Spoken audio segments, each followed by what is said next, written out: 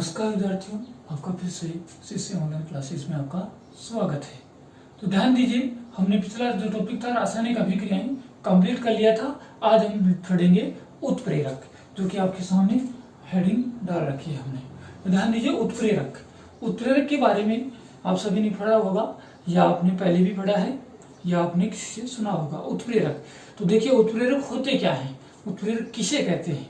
तो उत्प्रेरक की परिभाषा अगर हम देखें तो वे पदार्थ जो रासायनिक अभिक्रियाओं के वेग को क्या कर देते हैं, परिवर्तित कर देते हैं। वेग को परिवर्तित करने का मतलब ये हो गया कि उसके वेग को बढ़ा देते हैं, या फिर उसके वेग को, जो रासायनिक अभिक्रिया जिस गति से क्रियाशील है उस क्रियाशीलता को या तो बढ़ाएंगे या फिर उसको कम कर देते हैं, लेकिन स्वयं क्या रहेंगे, अपरिवर्तित रहेंगे।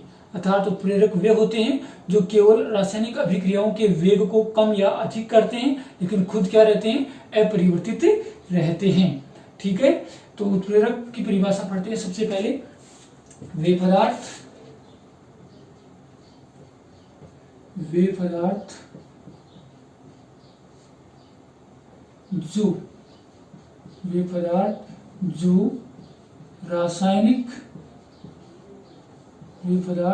जो रासायनिक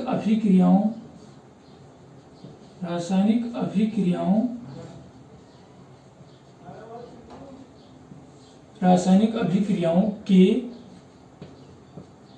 वेग को या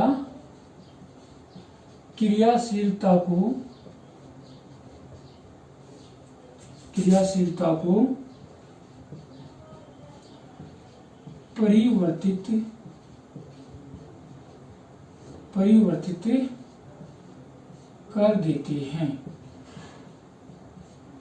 परिवर्तित कर देते हैं, परंतु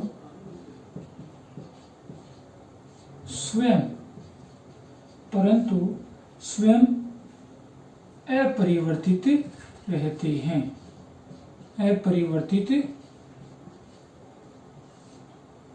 परंतु स्वयं क्या रहते हैं, अपरिवर्तित रहते हैं। स्वयं अपरिवर्तित रहते हैं, उत्प्रेरक कहलाते हैं।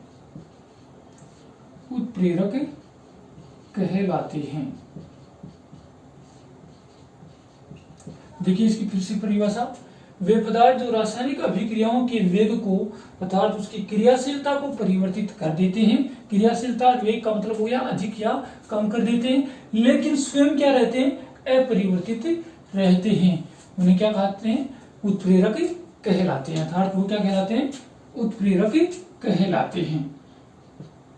तो ध्यान दीजिए, उत्प्रेरक की परिभाषा फिर से एक बार ध्यान से इसको नोट कर लीजिए। अर्थात वे पदार्थ जो रासायनिक अभिक्रियाओं की वेग अर्थात क्रियाशीलता को परिवर्तित कर देती है, लेकिन स्वयं क्या रहते हैं, अपरिवर्तित रहते हैं। उदाहरण के रूप में देख सकते हो आप 2KClO3 की अभिक्रिया जब होती है तो MnO2 या इसको हम लिख सकते हैं इस प्रकार से MnO2। ठीक है, तो KClO3 के उत्प्रेरक के रूप में जब इसको गर्म किया जाता है, गर्म करते हैं, अर्थात इसको गर्म किया जाएगा 2KClO3 को, तो इसमें मैग्नीज ऑक्साइड एक उत्प्रेरक के रूप में डालते हैं। तो ये पोटेशियम क्लोराइड अर्थात 2KCl+O2। ठीक है, आपके सामने है रासायनिक समीकरण। 2KCl अर्थात यहाँ कर दीजिए 3O2। अर्थात यहाँ देखिए, यह पोटेशियम क्लोरोटेट्रा ऑक्साइड है। जब इसके अंदर मैग्नीज डाइऑक्साइड उत्प्रेरक डालते हैं और उसको गर्म किया जाता है, तो ये पोटेशियम क्लोराइड और ऑक्सीजन में टूट जाती है, अर्थात बहुत तेज गति से इस अभिक्रिया को संपन्न करा देता है। दूसरा उदाहरण ले सकते हो आप, जैसे वनस्पति तेल प्लस हाइड्रोजन। वनस्पति तेल का जब हाइड्रोजनीकरण किया जाता है, हाइड्रोजन निकिल उत्प्रेरक की उपस्थिति में क्या डाला जाता है, इसमें निकिल उत्प्रेरक डाला जाता है, तो ये बन जाता है आपका वनस्पति घी बन जाता है। ठीक है। तो इस प्रकार से ये आपका उत्प्रेरक होता है। उत्प्रेरक की अगर बात करें अर्थात इसकी विशेषताओं की अगर बात करें तो आपकी ये परिभाषा होगी, इसके उदाहरण होगी। तो इसकी अगर हम इसकी विशेषताओं की बात करें उत्प्रेरक की, तो उत्प्रेरक किसी भी अभिक्रिया को प्रारंभ नहीं करता है। ये मैं लिख नहीं रहा हूँ बल्कि मौखिक बता रहा हूँ आपको, बुक में से आप इसको पढ़ लीजिएगा। तो देखिए उत्प्रेरक की विशेषताओं के रूप में अगर माना जाए तो उत्प्रेरक स्वयं क्या करते हैं, स्वयं अपरिवर्तित रहते हैं। ये क्या करते हैं कि रासायनिक अभिक्रियाओं के वेग को कम या अधिक करते हैं। लेकिन जो उत्क्रमणीय अभिक्रियाएं होती हैं, जो दोनों दिशाओं में गति करती हैं या चलती हैं, उन अभिक्रियाओं में जो उत्प्रेरक होता है वो अग्र अभिक्रिया अर्थात अभिकारक से उत्पाद की तरफ जो चल रही है उसके वेग को, और जो पश्य अभिक्रिया जो उत्पादों से पुनः जो अभिकारक बनाते हैं उस अभिक्रियाओं के वेग को समान दर से बढ़ाती हैं और समान दर से ही घटाती हैं। ठीक है। तो इस प्रकार से ये स्वयं अपरिवर्तित रहते हैं और उत्प्रेरक की अधिक मात्रा की आवश्यकता नहीं होती है। इनकी बहुत कम थोड़ी मात्रा ही बहुत ये अभिक्रिया के वेग को परिवर्तित कर सकती है। और उत्प्रेरक कभी भी रासायनिक अभिक्रिया को प्रारंभ नहीं करते हैं।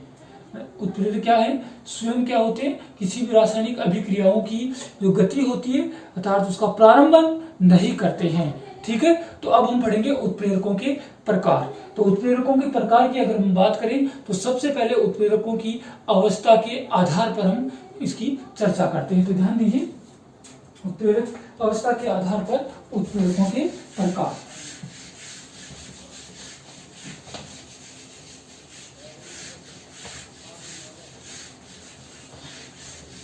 अवस्था के आधार पर उत्प्रेरकों के प्रकार। एक होता है इनका क्रिया के आधार पर अभिक्रिया, ये क्रिया के आधार पर उत्प्रेरक। ठीक है।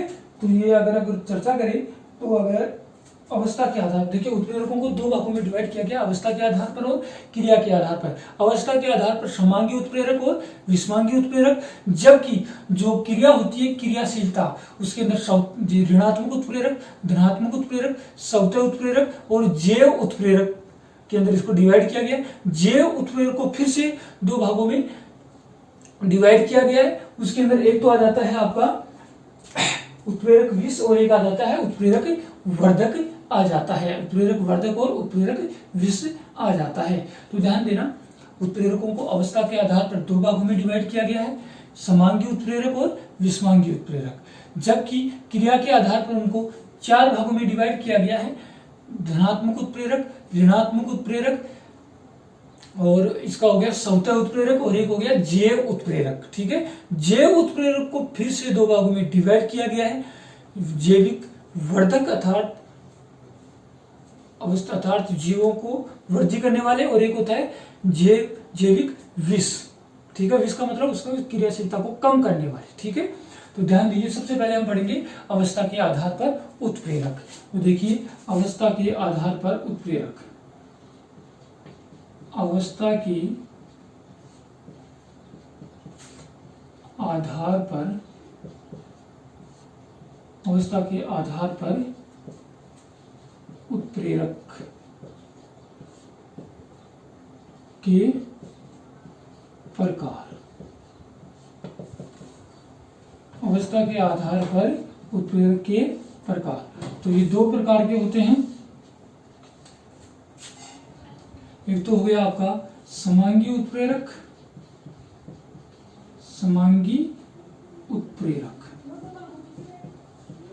और एक हो गया आपका विषमांगी उत्प्रेरक, विषमांगी उत्प्रेरक, विषमांगी उत्प्रेरक।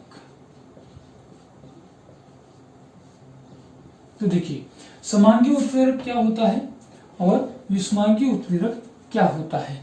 सबसे पहले इन दोनों में आप अंतर देख लीजिए कि जो समांगी उत्प्रेरक होते हैं, जब रासायनिक अभिक्रियाओं की अभिकारक, उत्पाद और उस अभिक्रिया में डाला जाने वाला जो उत्प्रेरक होगा, उन तीनों की जो भौतिक अवस्थाएं होती हैं अगर वो समान हो, अगर जैसे अभिकारक ठोस है तो बनने वाला उत्पाद भी क्या होना चाहिए, ठोस होना चाहिए, और उसके अंदर डाला जाने वाला जो उत्प्रेरक होगा वो भी क्या होना चाहिए, ठोस होना चाहिए। अगर अभिकारक गैसीय अवस्था में तो डाला जाने वाला जो उत्प्रेरक होगा वो भी गैसीय होना चाहिए और उत्पाद भी गैसीय होना चाहिए। तो इस प्रकार से वे रासायनिक अभिक्रियाएं जिनमें अभिकारक, ठीक है, अर्थात वे उत्प्रेरक या वे रासायनिक अभिक्रियाएं जिनमें अभिकारक, उत्प्रेरक और क्या उत्पाद तीनों की भौतिक अवस्थाएं समान हो तो हम उसको बोलते हैं समांगी उत्प्रेरक। और इसका उल्टा हो जाएगा आपका विषमांगी उत्प्रेरक, जिसकी अभिकारक या उत्पाद या उत्प्रेरक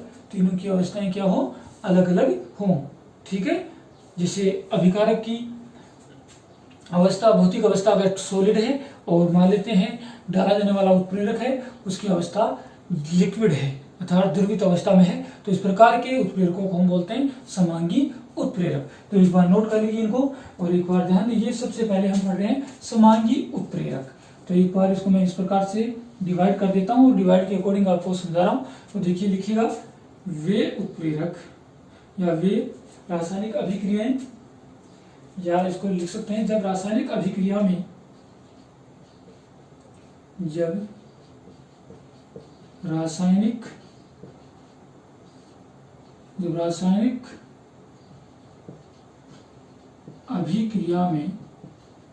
रासायनिक अभिक्रिया में अभिकारक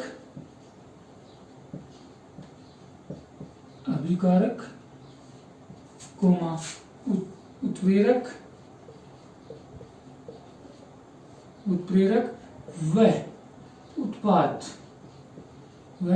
उत्पाद तीनों की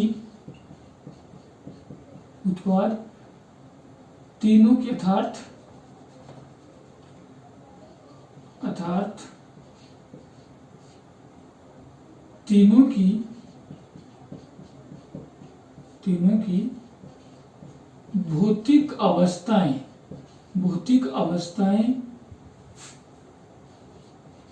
भौतिक अवस्थाएं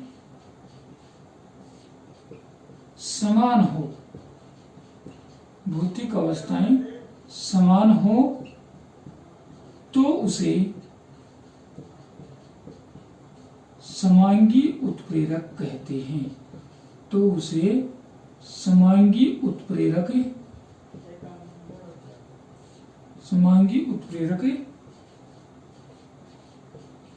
कहते हैं, समांगी उत्प्रेरक कहते हैं तथा इस प्रकार की अभिक्रिया को समांगी उत्प्रेरण कहलाती है तथा यह क्रिया समांगी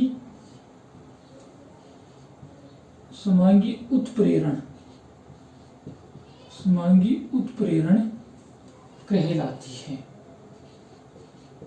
समांगी उत्प्रेरण कहलाती है, ठीक है।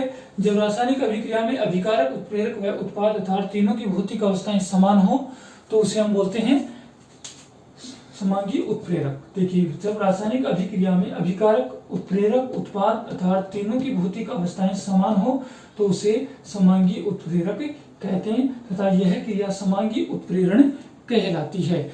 नेक्स्ट इसी में इसकी अभिक्रिया देखिए, विषमांगी उत्प्रेरक की अभिक्रिया हो जाएगी जब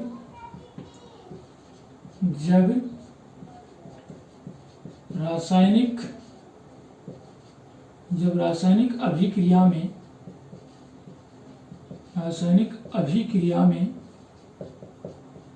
अभिकारक,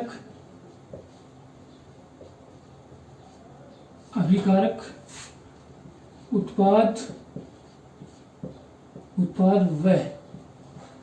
व उत्प्रेरक की भौतिक अवस्थाएं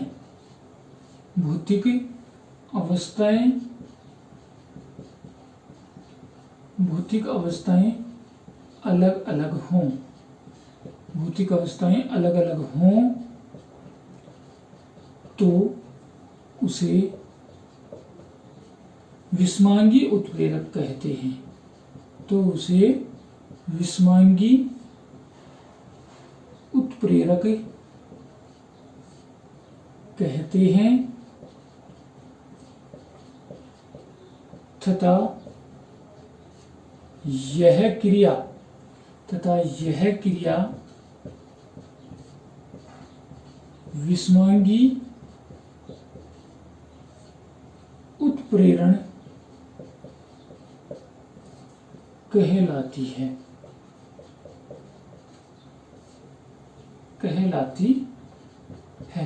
एग्जाम्पल के रूप में देखेंगे, अभी दोनों के एग्जाम्पल लिखेंगे। अब सबसे पहले समांगी जो उत्प्रेरक होता है उसका उदाहरण देखिए। इसके अंदर आपका आ जाएगा, जब मेथिल एसीटेट की अभिक्रिया CH3 COOCH3 मेथिल एसीटेट, ठीक है, CH3COOH मेथिल एसीटेट की अभिक्रिया जब किसके साथ में करवाते हैं, जल के साथ में करवाते हैं, प्लस H2 और इसमें जो उत्प्रेरक होगा वो होगा आपका HCl। तो ये बनाएगा आपका एसिटिक अम्ल और मेथिल एल्कोहल। ये बना लेगा CH3COOH प्लस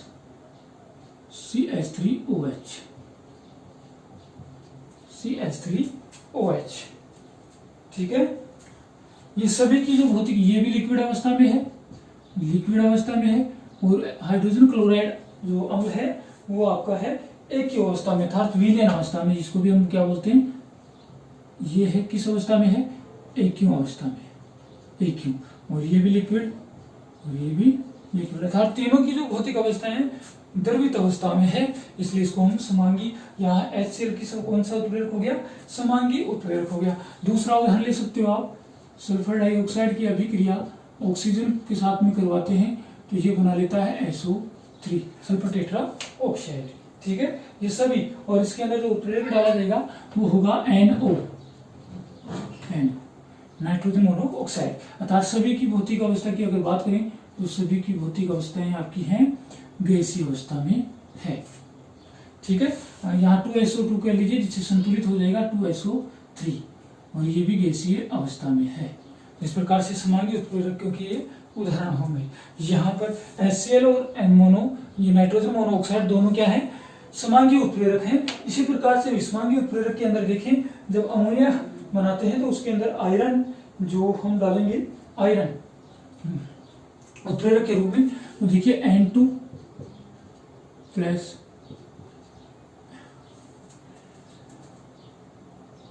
3H2 ये अभिक्रिया करके बना लेगा, ये तो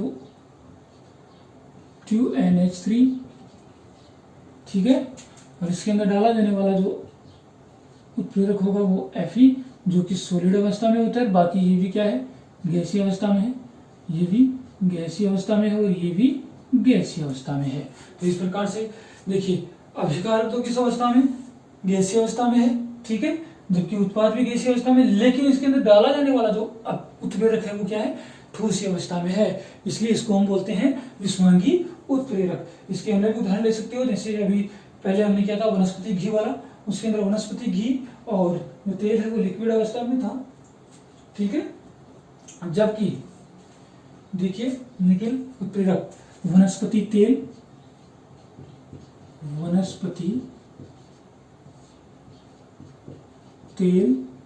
प्लस हाइड्रोजन किस अवस्था में है, गैसीय अवस्था में, और ये लिक्विड अवस्था में। जब इसके अंदर निकिल उत्प्रेरक डाला जाएगा Na, जो कि किस अवस्था में है, सॉलिड में है, और ये बना लेगा वनस्पति घी, जो कि किस अवस्था में होगा, सॉलिड अवस्था में। तो देखिए यहाँ अभिकारक एक तो है लिक्विड अवस्था में, एक गैसीय अवस्था में, उत्प्रेरक है ठोसीय अवस्था में, जबकि उत्पाद भी क्या है, ठोस अवस्था में। तो इस प्रकार से सभी की अवस्थाएं अलग अलग हैं। तो इस प्रकार से आपका ये अवस्था के आधार पर उत्प्रेरक कंप्लीट होता है। नेक्स्ट हम पढ़ेंगे क्रिया के आधार पर, जो कि नेक्स्ट क्लास में होगा। धन्यवाद।